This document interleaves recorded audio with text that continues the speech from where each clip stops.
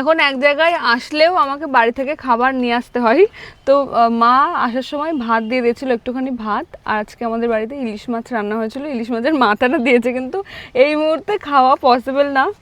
আর খাই, কিন্তু এখন একটু মাছ খেতে অসুবিধা হয় বলে আমি কিছুই এখন খেতে পাচ্ছি না, কিন্তু আজকে যা রান্না হয়েছে তাই। আর ডাক্তার বলেছে এখন মানে আমার যেহেতু ওয়েটটা বাড়ছে কম প্রয়োজনের তুলনায়, সেজন্য বেশি বেশি করে খেতে বলেছে। বলছে নেক্সট টাইম যখন এখানে আসবি এই ওয়েট যেন এর থেকে এতটা বেড়ে যায়। তো সত্যি বলতে আমার খাওয়া খুবই মানে আমার গাফিলতিতে এরকমটা হয়েছে।